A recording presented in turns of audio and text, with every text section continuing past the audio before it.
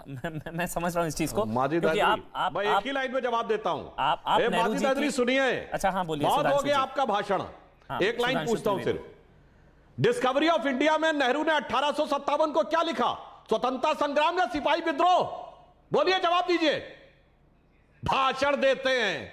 स्वतंत्रता संग्राम क्या फर्क पड़ता है? सिपाही म्यूटनी लिखा है डिस्कवरी ऑफ इंडिया में, और मंगल पांडे से कनेक्ट कर दिया आपने।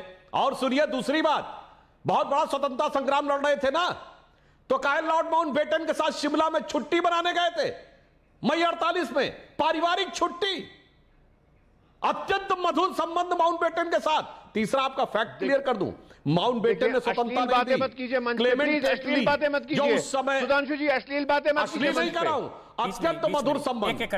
अश्लील नहीं कर रहा हूं, अत्यंत मधुर संबंध। सुनिए माजिद हैदरी जी, मैं ऐसी कोई बात हवा में नहीं बोलता हूं। मैं नहीं बोलना चाहता, दर्शकों से कहता हूं, M.O. Mathai, private secretary of Jawaharlal Nehru, reminiscence of Nehru era.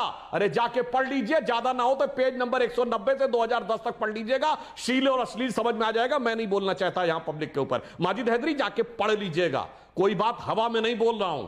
और भारत की आजादी पे हस्ताक्षर जिसने किए,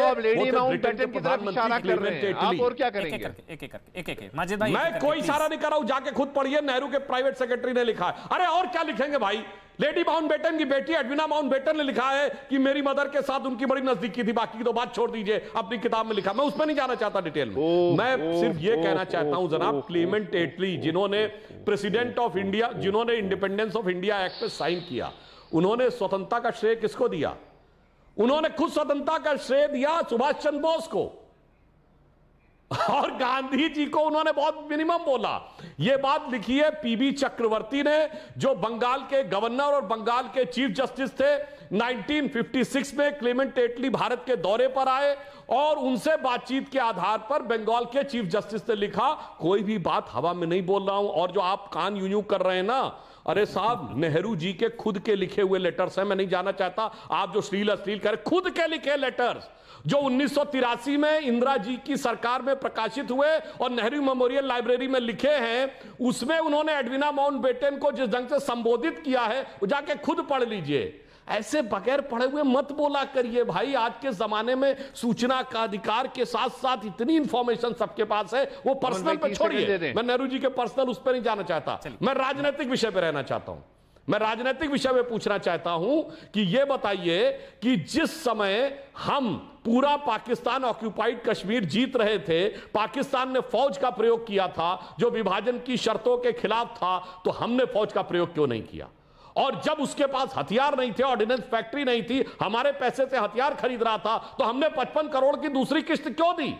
कि हमारे पैसे से हथियार खरीद के हम पे अटैक करें? ये सवाल सिर्फ महान बनने का जवाब सुनिए। इस सवाल का जवाब शायद एक मिनट मेरे को ब्रेक पर जाने, ब्रेक के बाद माजिद हैदरी, मेरी ब्रेक पर जाने की मजबूरी है, लेकिन जीतती हुई सेना का संघर्ष विराम, जीतती हुई सेना का संघर्ष विराम, ये इस सवाल का जवाब तो शायद किसी के पास नहीं होगा कि जीतती हुई सेना ने संघर्ष विराम कर दिया। ये तो संभवतः हुआ ही नहीं कभी, और मौका तो 71 में भी था जब 90,000 युद्ध बंदियों को भी चली गई जीतती हुई सेना। जीतती हुई सेना का संघर्ष विराम, सेना जीत रही है और सीज फायर कर दिया। इसका जवाब तो आपके पास भी नहीं होगा माजिद भाई। और फिर वो 71 में भी 90,000 युद्ध बंदियों के वहां पर भी हम डील कर सकते हैं, तो तमाम चीजें थी। और आपको तो बुरा लगेगा नेहरू जी के खिलाफ, उनके खिलाफ कोई नहीं बोल रहा, लेकिन भूल पर बात करने से ही, इतिहास की गलतियों को बात करने से ही हम भविष्य को संवार पाते हैं ना।